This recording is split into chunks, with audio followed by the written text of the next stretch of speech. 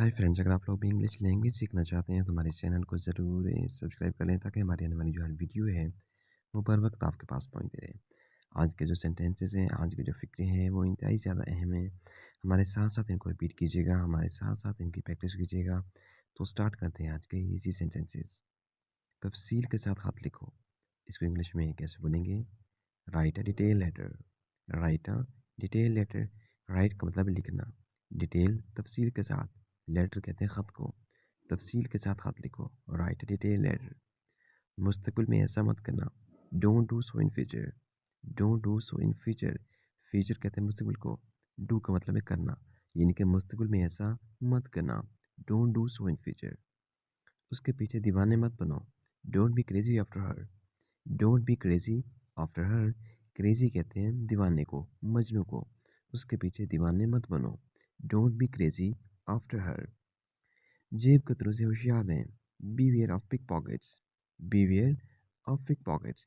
जैसा कि आप जानते हैं, जब हम किसी भी गाड़ी में सफ़र करते हैं तो अमूमन वहाँ पे जो है वो ये बात मद्देनज़र रखनी चाहिए कि वहाँ पे जेब कतरे बहुत ज़्यादा होते हैं, तो वहाँ पे हमें एक्टिव होकर रहना चाहिए। जेब कतरों से होशियार रहें, beware of pickpockets. Pickpocket कहते हैं जेब कतरों को।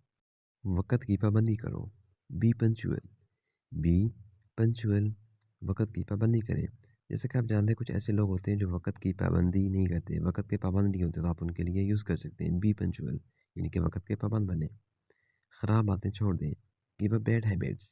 Give up bad habits. अगर आपको कोई लगे कि ये बंदा जो है वो इसमें आदतें अच्छी नहीं हैं, ये बुरी आदतें जो है वो इसमें हैं, तो आप उसके लिए यूज़ कर सकते हैं। उसको इंग्लिश में कह सकते हैं give up bad habits. Bad habits कहते हैं बुरी आदतों को। फूल मत तोड़ो, don't pluck the flowers. Don't pluck the flowers. Pluck का मतलब है तोड़ना, फ्लावर्स फूल। फूल मत तोड़ो, डोंट प्लक द फ्लावर्स। इधर उधर की बातें नहीं करो, don't beat about the bush. Don't beat about the bush. इधर उधर की बातें नहीं करो। कुछ ऐसे लोग होते हैं जो टू द पॉइंट बात नहीं करते, ऐसे ही घुमा फिरा के बात करते हैं, तो आप यूज़ कर सकते हैं उनके लिए don't beat about the bush. इधर उधर की बातें मत करो। मेरा घर खाली कर दो, वैकेट my house. Venkat my house. मेरा घर खाली कर दें, वैकेट माई हाउस। शराब पीने से बचो, avoid drinking alcohol. Avoid drinking alcohol. शराब पीने से बचो, अवॉइड ड्रिंकिंग अल्कोहल। अगर आपकी नज़र में कोई ऐसा शख्स हो जो शराब पीता हो, तो आप उसके लिए यूज़ कर सकते हैं कि शराब पीने से बचें, उसको आप नसीहत कर सकते हैं, अवॉइड ड्रिंकिंग अल्कोहल। यहाँ गाड़ी खड़ी करना मना है, parking is not allowed here. Parking is not allowed here. अमूमन आपने ये बात देखी होगी, ये नोट किया होगा, जब आप मोस्टली बाहर कहीं बाज़ार में जाते हैं, किसी भी जगह पे जाते हैं, तो वहाँ पे अक्सर एक बोर्ड सा लगा होता है कि यहाँ पे गाड़ी खड़ी करना मना है, parking is not allowed here. मुझे 7 बजे जगा देना, wake me up at 7 o'clock। Wake me up at 7 o'clock। मुझे 7 बजे जगा देना, wake me up at 7 o'clock। अगर आपकी जागने की टाइमिंग जो है वो ज़्यादा है या कम है, तो आप उसको उस लिहाज से यहाँ पे एडजस्ट कर सकते हैं। जल्दी वापस आना, come back soon. Come back soon. कम का मतलब है आना, बैक सून जल्दी से। जल्दी वापस आना, कम बैक सून। अच्छे वक्त की उम्मीद रखो, hope for good times. Hope for good times. कुछ ऐसे लोग होते हैं जो बहुत ज़्यादा डिसहार्ट हो जाते हैं, बहुत ज़्यादा हालात की वजह से मायूस हो जाते हैं, तो आप उनको दिलासा दे सकते हैं, आप उनको नसीहत कर सकते हैं, समझा सकते हैं कि अच्छे वक्त की उम्मीद रखें, अच्छा वक्त भी आएगा। Hope for good times. ऐसी बात नहीं कहते, don't say like that.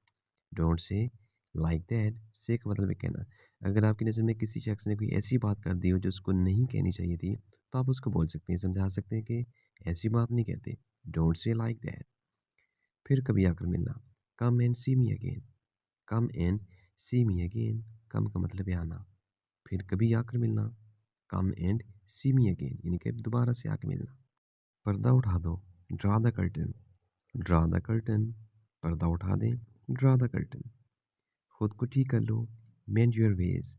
Mend your ways. खुद को ठीक कर लें, मेंड योर वेज। उसका घर नीलाम हो गया, हिज हाउस वाज ऑक्शन। यहाँ पे बेसिकली उर्दू का लफ्ज़ घर जो है वो यहाँ से लिखना मिस हो गया, तो आपको पता होना चाहिए कि यहाँ पे इंग्लिश में हाउस लिखा हुआ है, यानी कि उसका घर नीलाम हो गया। His house was auction. Auction कहते हैं नीलाम होने को। वो दिवालिया हो गया, he has gone bankrupt. He has gone bankrupt.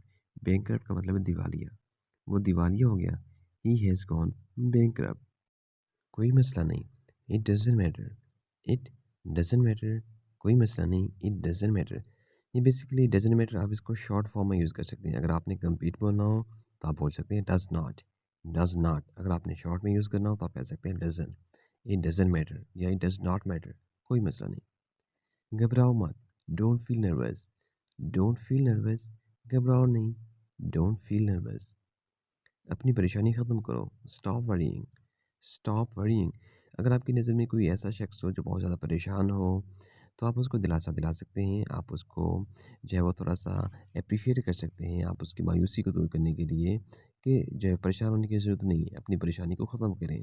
Stop worrying, worry का मतलब है परेशान होना। फ़िक्र की कोई बात नहीं, you need not worry. You need not worry. फ़िक्र की कोई बात नहीं, यू नीड नॉट वरी, यानी कि परेशान होने की कोई ज़रूरत नहीं, यू नीड नॉट वरी। तुम जल्दी खुशी पाओगे, you will get pleasure soon. You will get pleasure soon. आप जल्दी खुशी पाएंगे, यानी कि आपको जल्दी खुशी मिलेगी।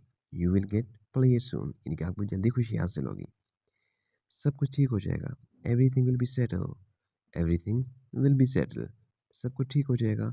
अगर कोई शख्स बहुत ज़्यादा मायूस हो, बहुत ज़्यादा डिसहार्ट हो, तो आप उसके लिए कह सकते हैं कि सब कुछ ठीक हो जाएगा, मायूस होने की ज़रूरत नहीं है। Everything will be settle. Everything will be settle. किसी माहिर डॉक्टर से मशवरा करें, कंसल्ट एन एक्सपर्ट डॉक्टर।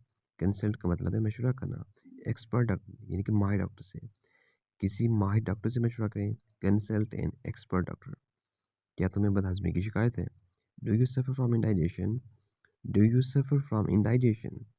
क्या तुम्हें बदहज़मी की शिकायत है? Do you suffer from indigestion?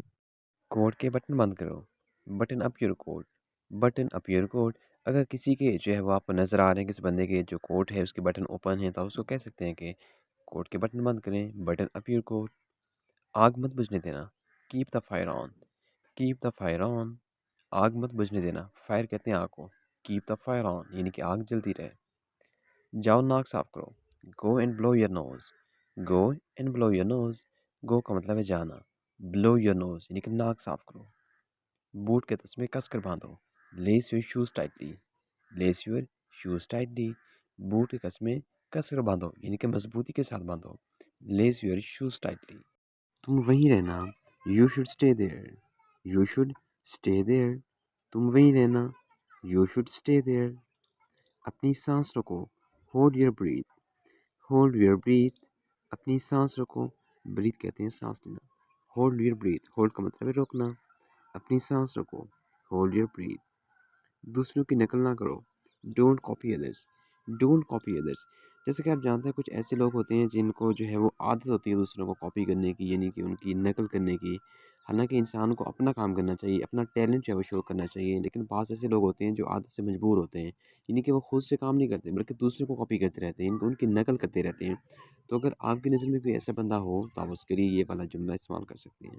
दूसरों की नकल नहीं करें, डोंट कॉपी अदर्स। कॉपी का मतलब नकल करना। मुझे दांतों के डॉक्टर से मिलना है, I want to see a dentist.